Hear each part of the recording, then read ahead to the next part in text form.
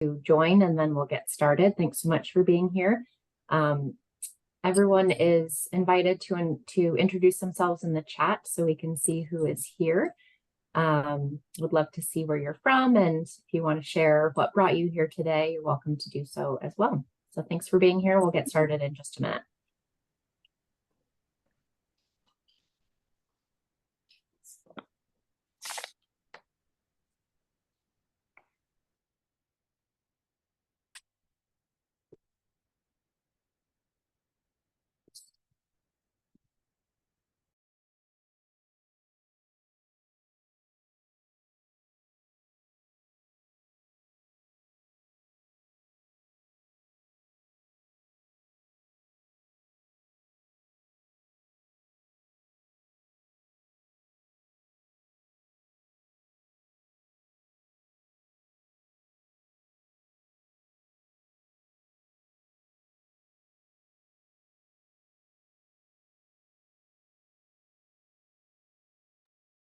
Okay, let's get started.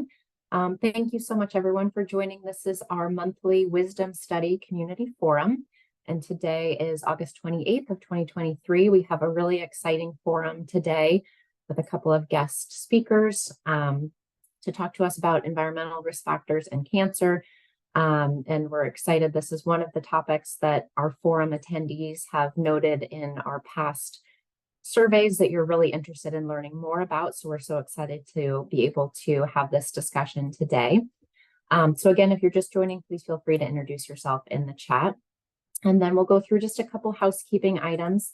So the format for our monthly community forums is that we do want to hear from you. We'd love for this to be more of a conversation, to be able to hear your questions and where things may need to be clarified or more information would be helpful. You can do that by putting your question into the chat, or you can raise your hand in the Zoom features, or you are welcome to speak up and just ask your question live as well.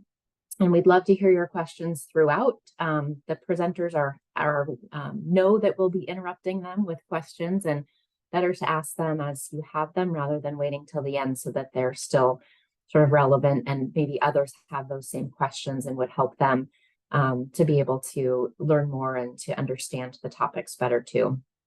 If you're not speaking, we do ask that you mute yourself. That just helps so everyone can hear the speaker a bit better.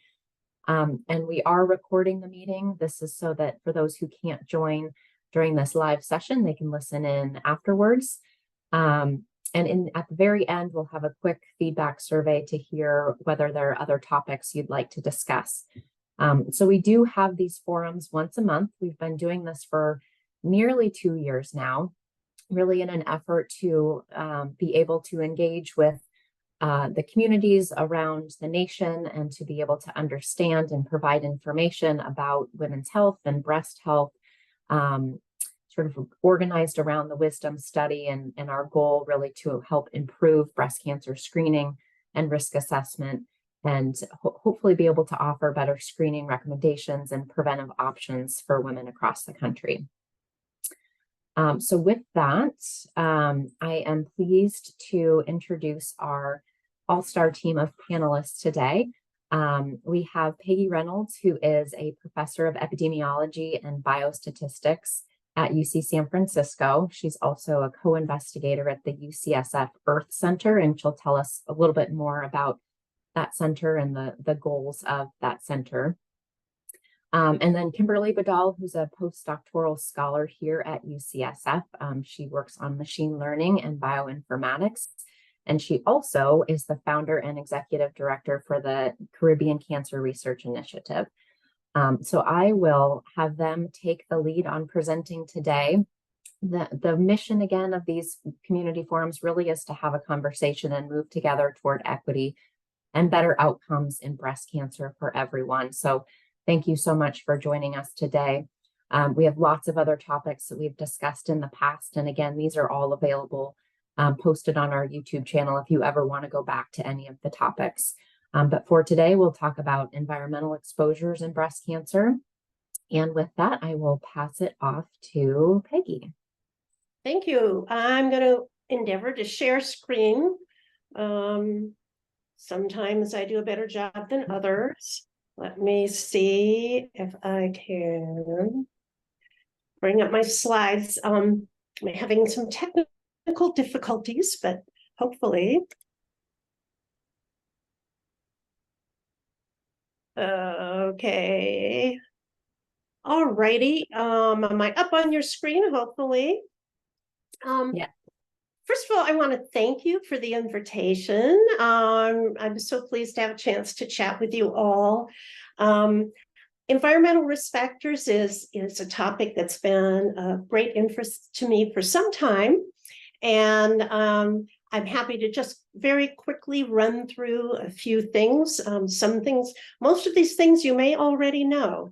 I thought that I would do is talk a little bit about what we think we know about environmental risk factors, talk a little bit about our challenges for research and challenges for prevention, and a word or two about a couple of current initiatives. So there is a long list of environmental exposures that have been of interest for breast cancer. I'm not going to read through this, but looking down this list, you may have a favorite or two. Many of these things have been studied in little bits and pieces, and there's been a major effort to try to understand which, if any of these, may predispose us to greater risk for developing breast cancer. As it turns out, there's only one established environmental risk factor for breast cancer, and that's ionizing radiation. And not just any ionizing radiation. This information comes from the old ABCC studies of survivors of the bombs from Nagasaki and Hiroshima. And from that, we learned that ionizing radiation received in high doses and in adolescence seem to be a pretty well-established risk factor for breast cancer. There have been a number of expert reports that have been developed by the federal government trying to take a look at environmental influences on cancer. These are not terribly current, but about as current as they are as the discussion has been. And at least two of these have been really focused on breast cancer in particular. So the Institute of Medicine report was released in 2011, some time ago. The approach taken by that report was to look at a life course approach. This is something we really have been talking about a lot in environmental epidemiology. We know that there are substantial changes in the breast throughout the life course, especially in response to hormonal signals. And the timing of environmental exposures, we think, may be important in increasing or reducing breast cancer risks or influencing developmental events. This report was a very comprehensive report by a panel of experts. And at the end of it, there was really only one environmental risk factor that everyone agreed upon for consistent associations. And surprisingly enough, that was exposure to ionizing radiation. Many of the other risk factors that were addressed are things that we already have pretty good information about. So one wonders, why don't we know more? There are a variety of reasons. Some have to do really with the complexity of the origins of breast cancer. In fact, the biology of breast development and origins and progression of breast cancer aren't really fully understood. The past focus for most studies of environmental risk factors in breast cancer have focused on adulthood, and they may have therefore missed some critical exposure windows during early life. We know that exposure to a complex and changing mix of environmental agents has changed dramatically over time. And in fact, many agents have never really been studied in ways that are relevant specifically to breast cancer. So as an epidemiologist, I have to say that there are enormous challenges in just studying this topic. First of all, perhaps one of the biggest is simply assessing human exposure. We have so many limitations in establishing really the timing and the amount of exposure for any of these factors we've been interested in. The design and analysis of epi studies is problematic. We can't assign you to an experiment where you will be exposed to a chemical for the rest of your life and your neighbor won't. We know there's likely very long latency between exposure and diagnosis. And in fact, many of the exposures of interest are widespread and low-level exposures, which makes it really hard to determine differences unless we really have very large studies. A lot of work certainly has been done, as I think you are all familiar with, on genetic influences in breast cancer. And aside from those that are most well known as familial factors, large studies are really needed to detect robust associations for other genetic factors. And in fact, the very rich data sources on genomics is very limited in terms of the environmental data. And finally, looking at animal and in vitro data, valuable though it is challenging in terms of thinking of human health. There are enormous inconsistencies in the results among species and strains of animals in animal studies, and the exposures are usually not comparable to the kinds of exposures that humans have. So the second report was really a report that combined the interests of the National Cancer Institute and the National Institute of Environmental Health Sciences, and was focused on really what should some of the practical actions by government be going forward.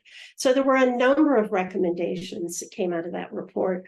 Many of these may sound familiar to you. One is to prioritize prevention. Second, to transform how research is conducted, to intensify the study of chemical and physical factors, in addition to those that have seen a lot more attention, to plan strategically across federal agencies, to engage public stakeholders, to train transdisciplinary researchers, and to translate and communicate science to society in general. One initiative that is very recent came from the National Cancer Institute and NIEHS, which established cohorts for environmental exposures and cancer risks.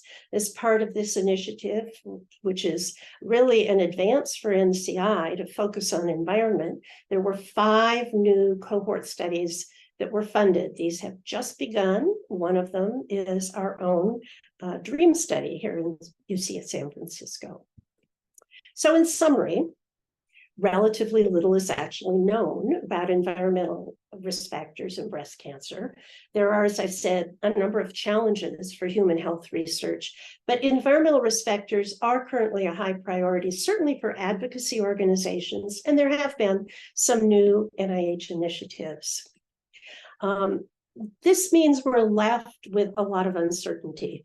The incomplete evidence base to inform action is because the scientific community's understanding really is still incomplete about which exposures might best be avoided and when, whether interventions that modify exposures have long-term benefit in reducing risk, and importantly for some, the potential for unintended consequences of interventions. So meanwhile, what can we do? What are the personal actions we can take? I'd like to call your attention to a very extensive analysis that was done much more recently by Breast Cancer Prevention Partners. You can see from this little diagram that they took into account a whole host of factors that are likely to influence breast cancer. And the theme of their analysis is really prevention. The title of this report, which you can get online, is Paths to Prevention. Along with that, there are many advocacy resources for personal prevention out there. So even in the absence of knowledge about what we absolutely think causes breast cancer, we know there are a lot of bad actors in the chemical community. And so we have Breast Cancer Prevention Partners, Breast Cancer Action is a couple of examples. An environmental working group has done an enormous amount to try and provide some little tips on prevention. So I want to just mention the UCSF Earth Center. This is a federally funded environmental health center, and our objectives are really fourfold. One is to create new research opportunities in environmental health here at UCSF, to nurture and sustain transdisciplinary collaborations, to mentor and grow the next generation of research and clinical leaders, and to embed environmental health literacy within the healthcare system. As part of the Earth Center and our partners, we do have some publications that provide tips, again, for prevention, toxic matters. And as part of this toxic matters, we have some tips about chemicals to avoid, some of their health risks, and some ways to avoid harmful chemicals, and some things that we may be able to do to help influence public policy and the availability of toxic products. So one of the very nice features of the Earth Center is that we provide pilot grants, a pilot grant program for innovation awards, mentored awards, a number of awards. These are designed to bring together new collaborations and to bring more talent into the field. And to that end, I do want to mention our very amazing postdoctoral scholar awardee, Kim Vidal, who has a very interesting pilot study that she is conducting with us, which is laying the groundwork for more work that she anticipates to do in the wisdom study. So with that, I'll just stop and see if you have any immediate questions, or else I'll stop sharing and I can hand it off to Kim.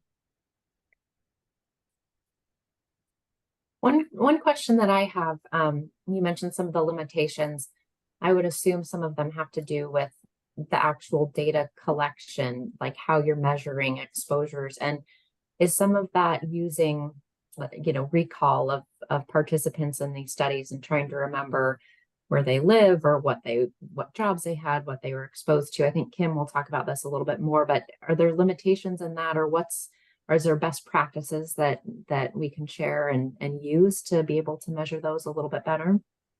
Yeah, absolutely. The bread and butter of epidemiology is to ask people questions, to ask you what you do and what you've done. And in the context of environmental exposures, you can't really tell us what chemicals you were necessarily exposed to or what the nature was of the air that you breathe at home or at work. So we have to use a number of other kinds of tools to get at that. And indeed, Kim will talk about some of those tools that she's planning to use as part of her studies. And then I see a question from Carol. Carol, if you want to ask your question.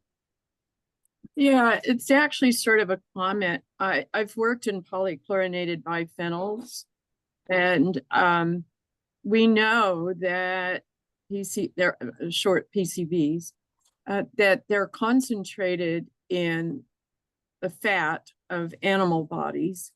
And it seems to me that there would certainly be chemicals like that we can measure that, and we know. Even I think there's data out there. I've been out of the field a long time. I'm in my 70s, so I'm not completely up on it. But when I was in that work back in the 70s, we were already collecting data that would show what the human impact was of PCBs, and that would be one comparison. Yep. And the PCBs are also in the same family as like DDT. And in fact, one observation we had in our labs that PCBs were probably getting said to be more of a problem than maybe the DDT actually was. Yeah, absolutely. There are a lot of lipophilic chemicals that have been of great interest, the PCBs, DDT, some other pesticides, certainly polychlorinated biphenyl ethers, flame retardants. And so, the tools of the trade that we've often used for these really is we do studies where we have blood draw, we take advantage of blood specimens that have been collected from people from large cohort studies, like the wisdom study, and are able to really assay body burden levels for those individuals. A lot of the challenge with those studies is many of the studies that have been conducted, the blood draws have been taken after people have been diagnosed with cancer. So the ideal design is to take a look at blood draws before people are diagnosed with cancer, since we aren't entirely clear the degree to which disease itself and treatment may influence body burden levels for some of these chemicals. But PCBs definitely have been on the list of chemicals of great interest. These days, we're very interested in the PFAS, the polyfluorinated ethers, and those, as you know, are not lipophilic, but they share with all these other chemical families endocrine disrupting properties, which is why they're of particular interest really for breast cancer. So definitely PCBs on the trail. Yeah, and PFAS I'm actually a little more up on, because that's currently what some of my colleagues are working on. Yeah, there's really high interest in this. So I'm wondering if Wisdom can't add women like me that don't have breast cancer, has been in the study for a long time, but your newer participants, if we shouldn't start taking blood samples, set up a system where we can take blood samples early on before they aren't diagnosed. I think that's a wonderful segue. yeah, let's move to Kim. Good question. Yeah, great question. And if anyone else has any questions, feel free to put them in the chat or raise your hand. Kim, I think you'll go into sort of the background of what the pilot is that you'll be doing with the Earth Center, and how the participants were of Athena were kind of collected in the beginning, and then how we could relay that into a potential Wisdom expansion as well. So we'll pass it off to Kim. Absolutely. Thank you so much, guys. Thank you so much, Peggy, for a good intro and background. So I'm going to talk. Let me just share my screen. 1 second.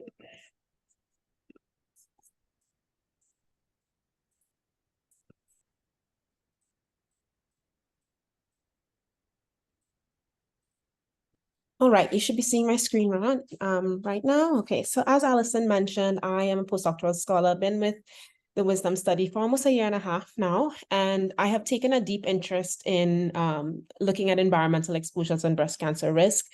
I am coming into the work on environment as a bioinformatician, so very much focused on the biological mechanisms, but because of my own personal history with living on an oil refinery, as I grew up, born, raised, etc., on an oil refinery in the Caribbean, this is also a personal interest to me.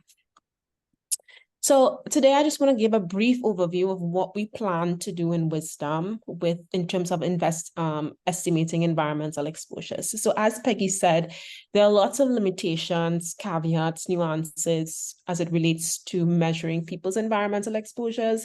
Some of it is that it cannot be self-reported. There's only so much you can get data that you can go back in time, and we also need data before somebody was diagnosed. However, I believe that there have been significant advances in exposure science, so actually measuring these exposures since the Wisdom study started back in 2016. And so now we're like uniquely positioned to try to be able to leverage some of this new methods in exposure science to get some of this work done. So I'm going to give you a very high level overview of what we plan to do in Wisdom and what we're currently doing in Athena, which is Wisdom's sister cohort. So as you all can imagine, we are exposed to many different environmental suspect chemicals, both where we live and where we work. And so the first thing we have to actually assess within Wisdom is people's residential history. So we need to figure out all the addresses of participants at where they have lived. And so we're going to do this via 2 means. So first, we're going to administer a survey to all Wisdom participants. This will be optional. And one of the caveats with survey data is, like, sometimes there's a low response rate, and then sometimes we there's recall bias. So people don't exactly remember exactly where they've lived. So also to mitigate that, we'll also be doing some data linkages with an external third-party data source called LexisNexis, which we can talk about in another presentation, and for which we will be putting up information on the Wisdom website about exactly how this process is going to happen.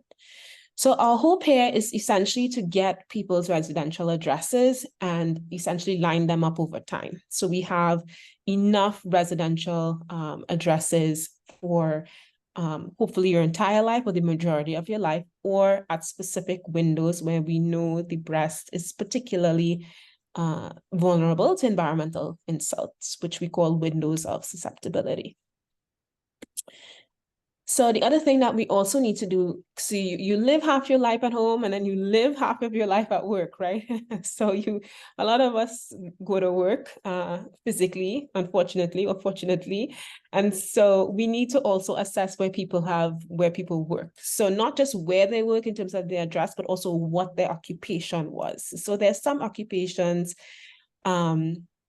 that are known to have increased person's breast cancer risk. So there's some exposure within the occupation that is a risk factor for breast cancer. So for example, people who do a lot of shift work, they get exposed to a lot of light at night, and light at night is a known risk factor for breast cancer. So we're going to also assess people's occupational history. This we're going to have to do to a survey, through a survey. And so we will be sending out this survey within the next year. We're just in the development phases of it right now. So once we have people's residential addresses, what we're going to do is then geocode it, which means we're going to take the address and map it to latitude and longitude coordinates.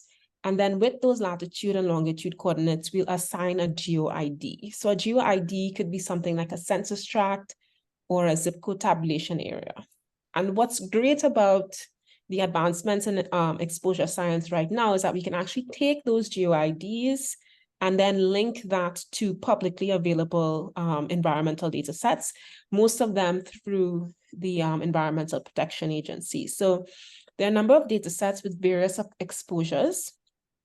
And these are on the neighborhood level, right? So like I said, we're taking addresses, we're mapping to a geo-ID, and these geo-IDs are really for neighborhoods. So it could be in a census tract, like I said, or a zip code tabulation area.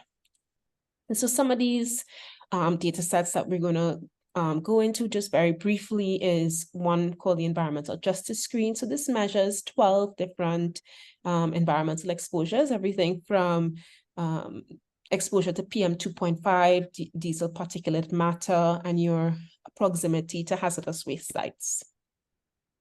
We're also going to look at, we're also going to geocode whole grades. So this is an indication of whether or not you live in an area that was historically redlined, which means, so redlining, which most of you may know about, is essentially the historical practice of giving loans and investments to people of one racial and ethnic group versus the other. So areas that were coded red historically were those areas that were predominantly had people of color, and those areas were given less investments. And we can see the data shows that, the disinvestment in these sort of redlined areas have led to a whole host of downstream effects. You see generally higher levels of several environmental pollutants in these areas that were historically redlined.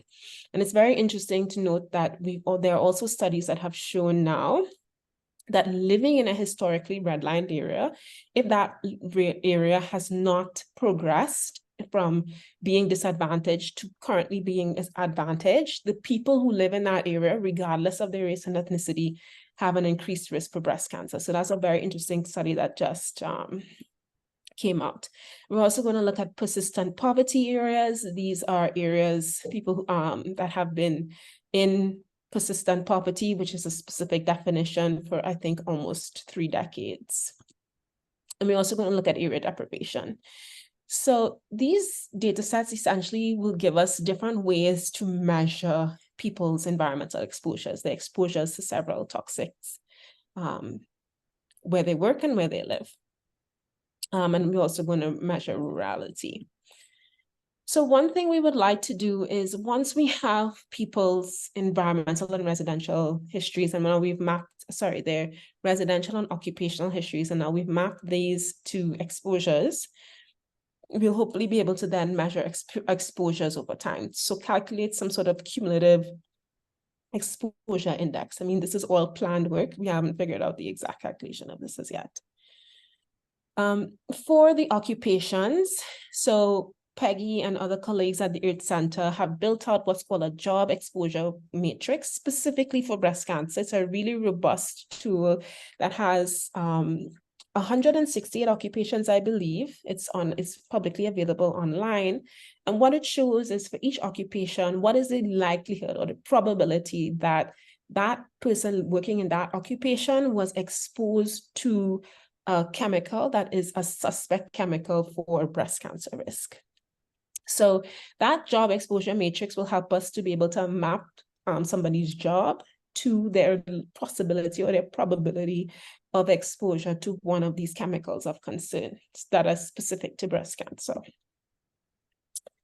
And in a smaller subset of participants, what we're also going to do is look at how the relationship between people's exposures and the changes in their DNA methylation. So very briefly, so DNA methylation is essentially the modification of a base on your DNA strand. It's with a methylation group, and this methylation group is CH3, and that methylation occurs at different places across your genome, and it is important for regulating gene expression. So the level of methylation influences your level of protein expression. And so one thing that has been noted in the literature is that there's a tight relationship between exposure to some environmental pollutants and DNA methylation patterns. Essentially just thought that these environmental exposures are the way in which they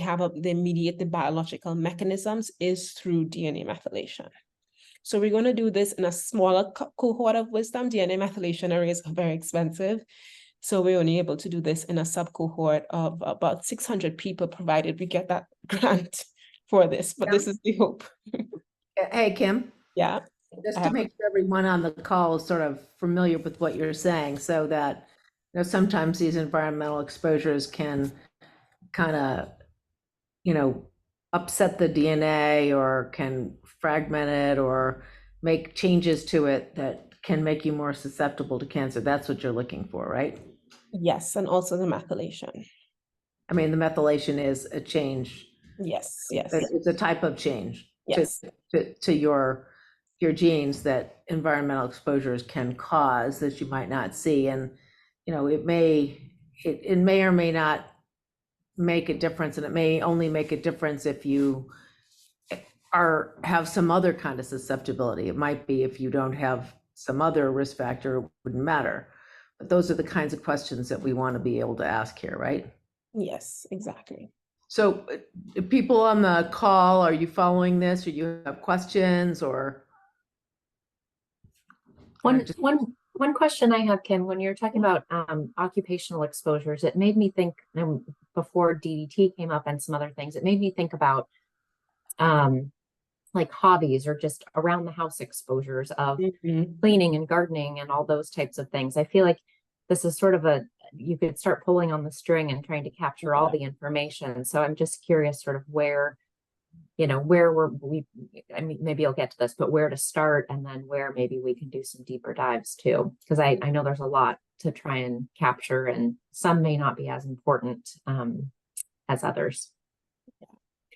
I think I'm going to let Peggy also take this one as well, but I can imagine that essentially estimating your exposures based on your household practices is another layer of exposures. And so there are many, many layers. And then the question then becomes, which layer do you focus on first with the methods and the technology that you have now?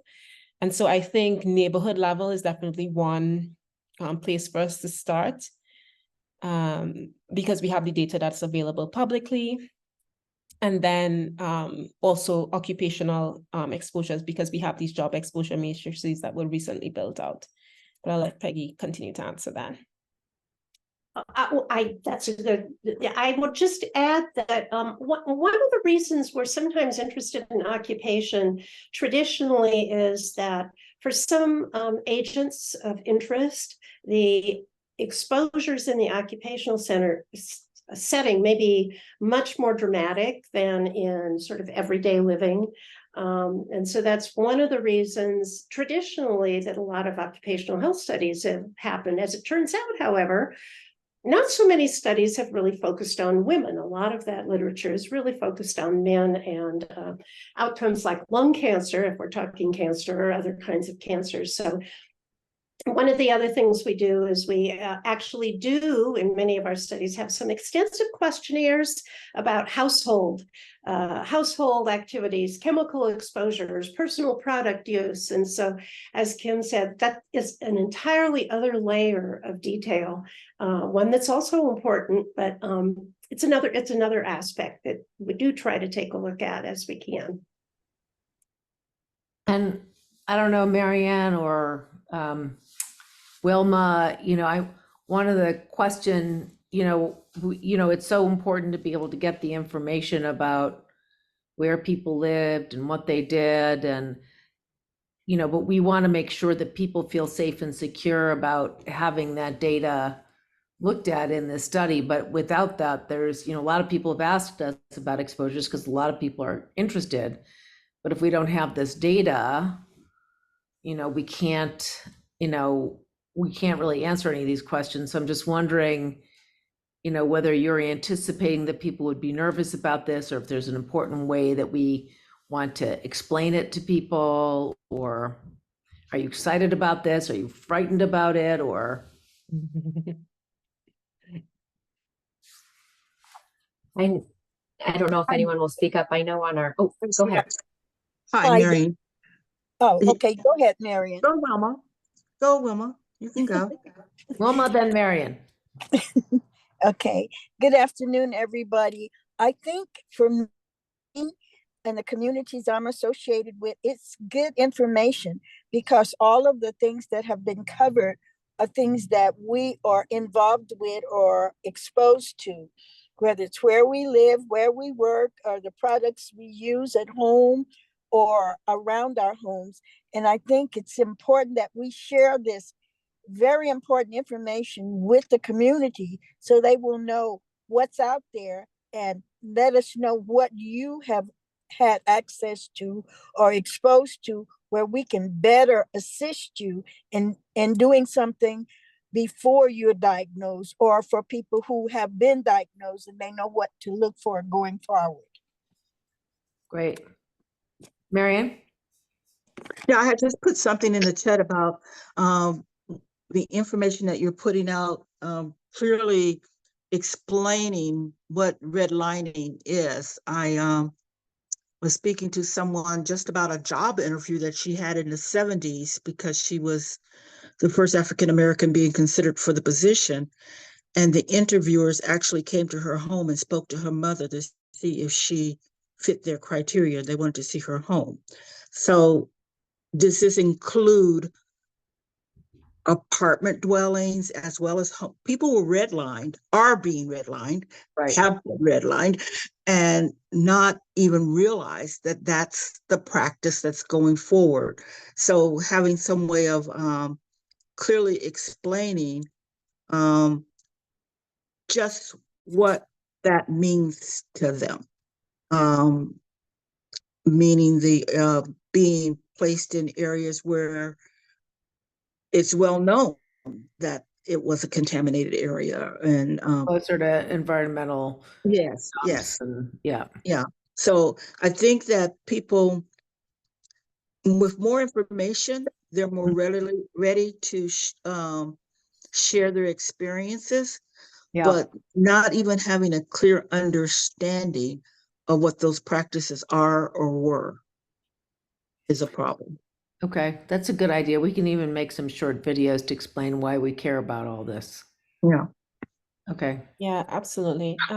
But this just reminds me of two important questions that we're talking to some of our advocates about, and we would like to probably invite like a larger audience. The two challenges with some of this work is, one, once we estimate, for example, your environmental exposures, there was a comment about, letting the people in the community know. So the two challenges with that is, first, well, if we are able to say, these are the exposures in your neighborhood based on the data from the EPA, one, there may not be anything that you can particularly do about it. There's no recommended intervention. And two, we at that point will not possibly know exactly the causal relationship between that exposure and breast cancer risk. So there's also a conversation that we want to develop is, when and how to return information, because this is not something that has really been explored. When and how to return information that we gather based on your residential and occupational histories. And so I would welcome a conversation about that, probably at the end of this and after for follow-up. All right, and it looks like Eva has her hand raised.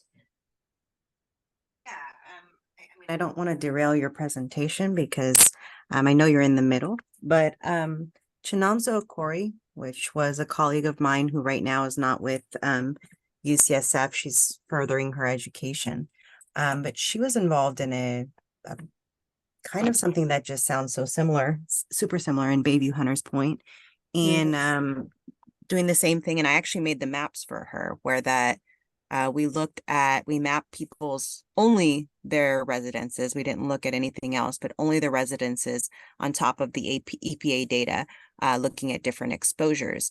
But my point being is Chinonso actually came up with the idea of putting those maps with kind of like short explanations into like a little booklet that we gave back to participants. Not saying what we made clear, not saying that we're saying that these exposures caused anything, just saying this is where you live, this is the exposures of X, Y, and Z in your area, just as information. So I'm just throwing that out there because she hasn't had a chance to publish her work yet. Right. But because she asked me to do some of the mapping, I was just like sitting here going, this is pretty intriguing, and it's similar in some ways to what you're going to put forth. Obviously, this is a lot more complicated because you're looking at a bunch of different exposures. But the point being is that the information was able to be disseminated back to the people who were involved, just so that people had the information without saying A caused B, exposure caused breast cancer, exposure caused this, just so people had the information. So just thought I'd throw that out, that little nugget there. Yeah, wow, that's actually a very interesting idea. We do draw a lot of maps now in our monthly meetings, and so that's a really good idea for visualization. And as you said, giving the some information back to the community, because also although these data sets are publicly available, I mean, you still need some level of expertise to be able to access it, interpret it, download it, map it, all of these things. So I think that's something that we could definitely look into, and we definitely make a note of that. I might add from the Earth Center perspective that we actually are working with colleagues in my department on something called the UCSF Health Atlas, and we have been working with them to incorporate in mapping of health outcomes some of the environmental data that are available in communities. I think it's really critical that people have this information available. You should know about your neighborhood. And I see in the chat some really good comments about redlining, a story of its own. Yeah, a story for another day. We can have a whole talk about redlining, but just wanted to point out that we are considering it. We are using it. We're going to consider it and work on it. So we can even, in subsequent presentations. I mean, I know there's a comment that this presentation is probably too technical, but and I apologize for that. I'm going to try to make it a little bit less technical going forward, but we can get into more details about some of these variables and the exposures that we're mapping at a later date, for sure. I'm not sure how much time I have left, Allison. I think I would go into this Athena cohort because I think it's a good sort of launching point for what we would hope to do in Wisdom as well. Yeah. All right. So through the gracious funding of the Earth Center with Peggy's advocacy, I was awarded a postdoctoral scholar mentor Postdoctoral Scholar Award to expand some of this or pilot some of some environmental exposure work in Athena. So one of the challenges with the environmental exposure data sets at only neighborhood level is that they're not exactly measuring exactly what your specific exposure is, right? So it's not that personalized. It is a bit broad. And so we want to eventually get to a point where we are able to estimate people's personal exposures empirically and very accurately. So towards that end, what we're going to do is a small pilot study of what's called non-targeted chemical screening on a small pilot set of patients in the Athena cohort. So with this set of patients, all of their blood samples were collected at a median time of 3 years before they were diagnosed. Okay, so this is an important reason why Athena is such a valuable resource. And we're also starting in Athena because we have more longitudinal follow-up data for participants, and we have these archived blood samples. And Kim, I might just interrupt you quickly. I don't know if you'll go into how the Athena cohort was formed and who's in it. I can just do really quick. So yeah, Athena was sort of the first cohort prior to Wisdom, and it's ongoing. Every woman who comes in for a mammogram at UCSF is given an intake survey, our Athena survey, as part of standard of care. And as part of that survey, we're able to identify women at high risk, as again, part of standard of care, not part of a study. We also asked some women, I think between about 2009 and 2014, if they would also be willing to provide a blood sample for future research. And so there's a biorepository of blood samples generously provided by women who have been coming in for their mammograms at UCSF for future research, just like this one. So these banked samples are now available, and women provided informed consent to use those samples for future research. So we're able to use those samples to ask questions like this and to start to, of those who did develop cancer, everyone who gave those samples did not have cancer at the time. So as Kim is saying, we had their banked samples when they didn't have cancer, and then it was a median of 3 years before some of them actually developed cancer. So that's just a little background on Athena. It's a wonderful cohort of patients at UCSF, and actually at many of our other UC or University of California sites. All of those sites did a similar workflow about 10 years ago. And so it's a great cohort that we can start to ask questions on too. Awesome. Thank you so much, Allison. That's a great intro to Athena. I'm just going to skip ahead a slide, and I'm going to just explain in as layman's terms as I can why this type of screening analysis, why I'm very excited about this area of research. So non-targeted analysis is essentially, you can think of it as a chemical assay. So it's essentially going to assay all the compounds, the chemical compounds in the blood samples that we've collected. And so there's several thousands of chemicals in the blood, right? So it's assaying all, it's using a non-targeted approach, which just means that it's agnostic. It's not specifically looking for PFAS, for example, or PCBs specifically. It's looking at everything that is there in the blood. And so that's powerful because now you have a lot of data that you can now then work with to try and understand what people's exposures were, right? So this assay was also developed by the Center in collaboration with the EPA, the California EPA, I believe that's correct, Peggy. And so what the assay will do is it will screen for all of the chemical compounds in the blood. And then the data that comes out, they'll go through a series of steps for then the compound to go from the molecular structures of those compounds to actually confirming what that compound is. And so there are a series of steps that are shown here, which we don't need to go into detail for, but the strength of this assay is that it will compare the compounds that are extracted, the chemical structure of the compounds that are extracted to a really robust list of 3,500 different industrial chemicals that was also developed. It's like an in-house database that was developed by the center. So in summary, the assay is going to say, what are the abundances of these 3,500 chemicals in the blood of women? And we're going to have women who did not develop breast cancer and women who did, and we're going to compare them. So interestingly, this NTA assay will screen, I think PFAS are part of this screen, and also PCBs. So we will get some information on those suspect chemicals.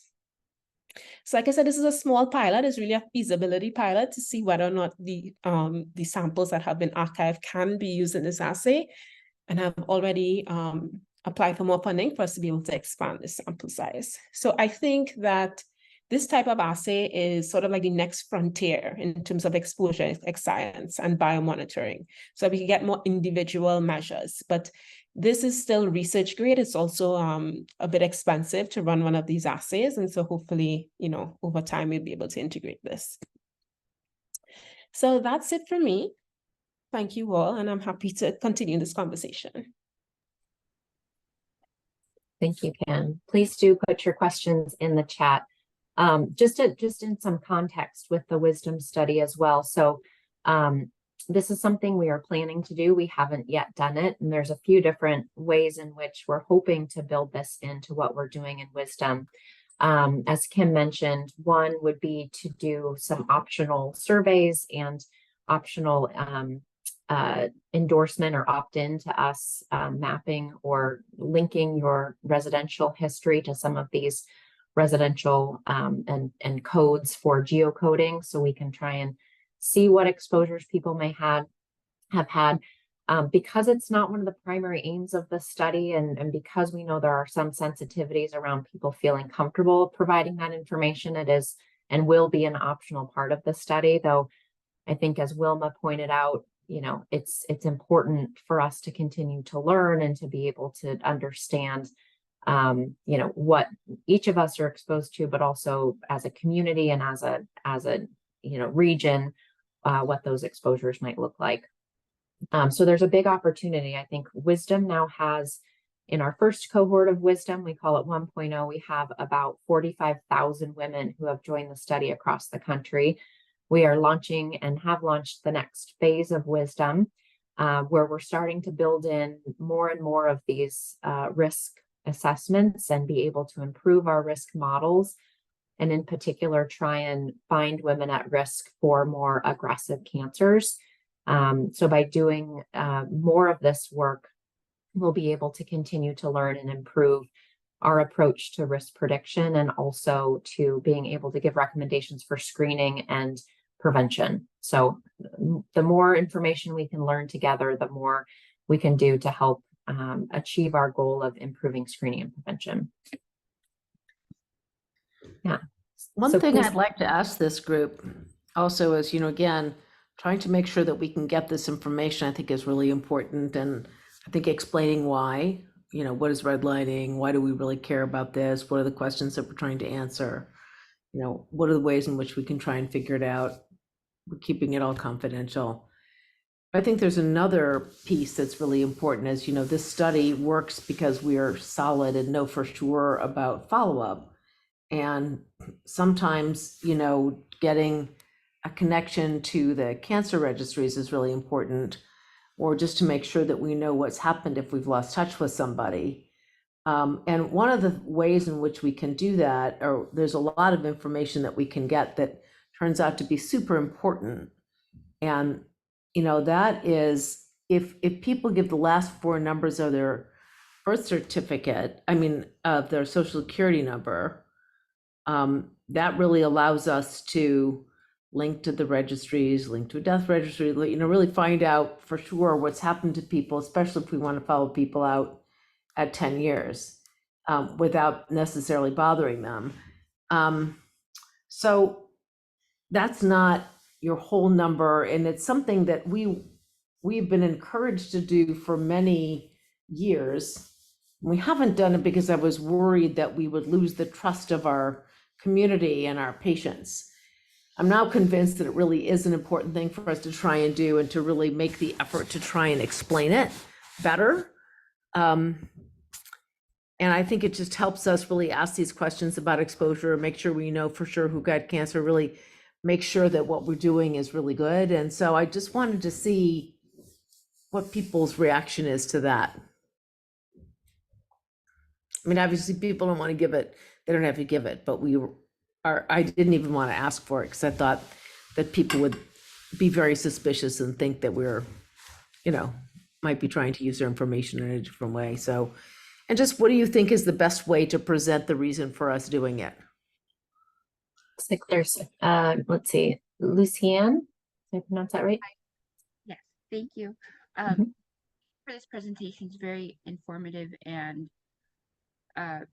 hearing about redlining, and I believe that through education of the communities is where you're going to get the buy-in, and I believe that I'm from the Pacific Islander community, which is why I'm attending, so that I could learn more and then hopefully share this information with my community members, because breast cancer does affect my community, it seems like, crazy rapidly, and unfortunately, as preventative as it can be, our women haven't grasped the idea of like self breast examinations and mammograms, and doing the following the way that they're supposed to do that. And I'm sure that the exposure risks would definitely paint a different picture, considering that many of our women, we came from the islands and now we're here in the United States. But I think education and finding those community members that, like with the Latino community, they have like pomodores, and so finding those key members in the community that who will learn about what this is, and then be able to relay that to the rest of the community, because with our community, we're not suspicious. It's just that in the with conflicting priorities, many of our community members are more focused on like work and the children and food on the table, and so this may not be of high priority, but it is very important. I know that, but because we're so focused on like what's in front of us and what our day-to-days, that they don't, they won't get themselves involved in something like this. I believe the key community members would be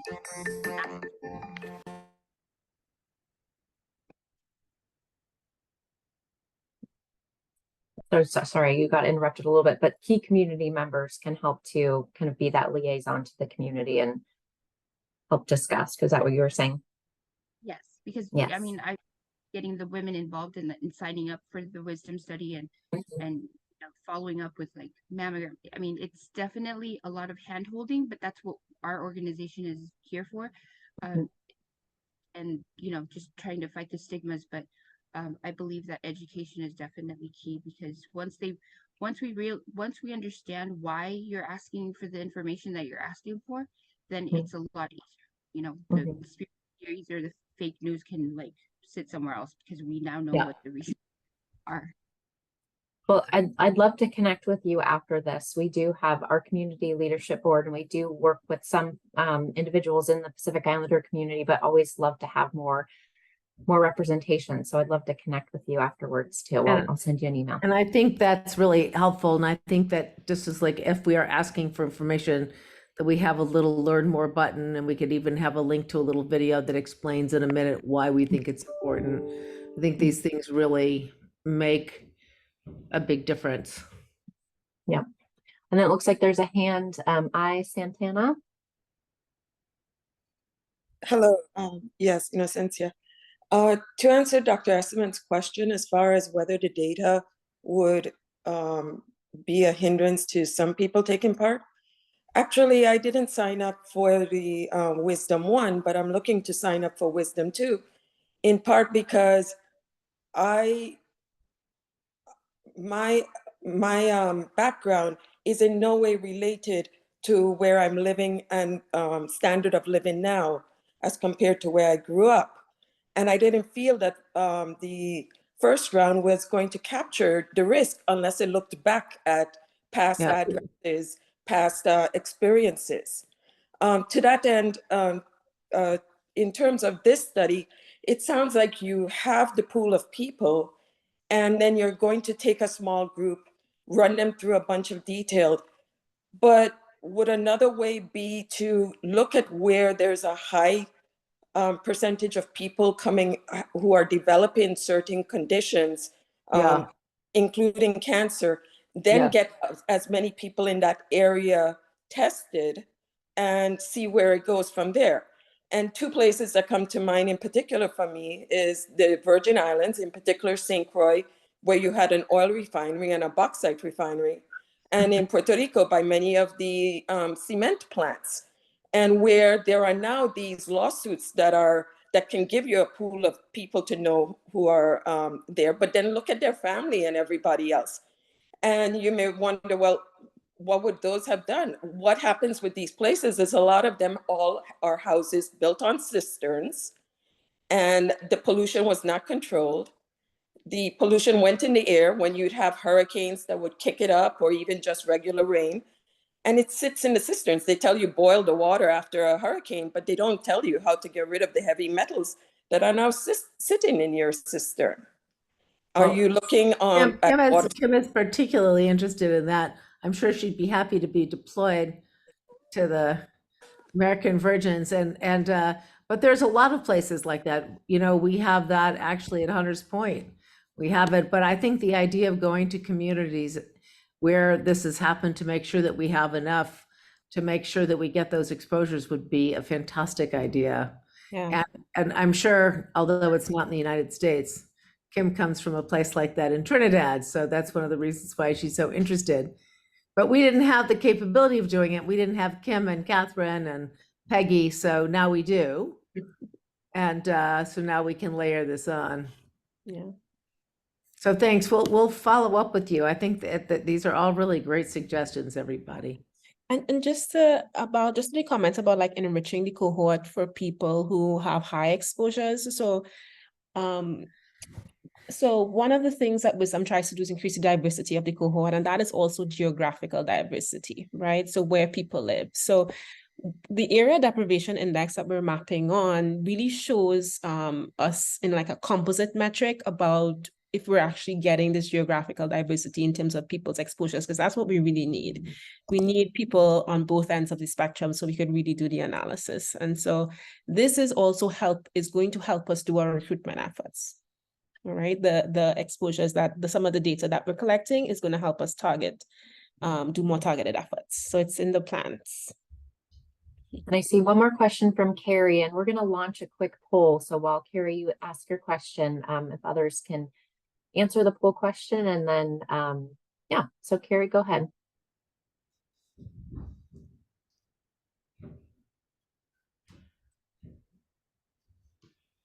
You're on mute, Carrie. Yeah, we can't hear you, Carrie. Yeah. Love it. Hi. There we go. Now we can hear I'm you. very concerned about people having to give out their social security number, because that's specifically just for health purposes and for social security purposes. Why can't we just have a numerical letter, alphanumeric code to identify people? In fact, you could, because people move around so much, you might know that your social security number was linked to where you lived when you got your number. And I know people are very mobile, so they're no longer in that place. So if you that's actually the reason not to ask for the whole social security number, just the Okay. last four numbers and date of birth is enough to do it. So Okay. we wouldn't ask for the whole number. And so Great. that's the protection. But by doing that, you can truly, then you can really, and like even trying to have health registries, just having date of birth is not good enough, and name, and they get a lot of confusion. So, I mean, it's not horrible, and not impossible, but it's so much better if we can do that. So Okay, that was the got it. idea. Thank Okay. you. And just to note again, it's not required. You can still participate and not provide it. We know some people don't have social security numbers. It's not a requirement to have one to participate. So again, it really does help make sure that our data is complete as possible, particularly if we lose touch with people. Marion? I was holding off on this discussion about socials I have a hard time getting that and understand why people are afraid because of all of the data breaches that go on using your social security number. I was thinking as an alternative of the zip code of your childhood. And then you would have be able to overlay that in a map of because actually I was thinking about myself. The 3 areas that I lived in as a child were all areas that were highly contaminated. So, I mean, if I had, That's an interesting idea, though, yeah. to even to add that and ask that. Kim, Yeah. would that be interesting? Just ask for the zip codes of the major areas you lived when you grew up. So we're gonna ask for your address or whatever you can remember about your address. So we will get your zip code even if you don't give it to us, because that's part of the geocoding process. So yeah, we will have, we're You gonna could ask, also ask people that. Wouldn't hurt to Yeah. ask them. yeah, we're gonna actually do both. So we're gonna ask and we're also going to supplement it. So there's some people who will not answer the questionnaire, some people who will answer it incompletely because you can't remember. So we're trying to get the residential addresses from 2 methods, right? So 1, we're gonna ask, and then 2, we're gonna do the data linkages. So even if you opt out of doing the data linkages because you feel unsafe with, providing us sending that information, then we will use what you tell us from the survey. Yeah, so we're gonna do both in Yeah. tandem. I would Okay. think giving you my zip code from my childhood would not give me as much distress as giving you my last 4 of my social. Okay, yeah, So we can give options yeah, for it's people. optional. The SSN is completely optional. We can ask people, and if they don't want to do that, they can give us something else, so we can give some options for people. Those are all things that we can think about and bring back to this group. One Well, last great. question. Sometimes you have your hand up from before, or do you have? It may be from before. Okay. Okay, I'm gonna end the poll. Oh, Wilma, do you have another comment? I have a quick question. What if in your early years you were living in a rural area like a farm, and way back in 80 years ago they didn't have zip codes? How do you evaluate that for answering that question? Great question. That's a great question. Okay, you I work haven't on that come one, across Kim and that. Peggy. Yes. It's an analytical question that I'm not sure the answer to yet, but we'll figure it out. Okay, I'm easy to find.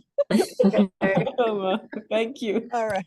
All right, well, I just have to ended the run. poll. It looks like people are still really interested in learning more about toxic and chemical exposures. This has been one of our top responses for the last several months. So this is a really interesting topic, and there's a lot more to dive into. So we'll continue this discussion with maybe a deeper dive into some other areas.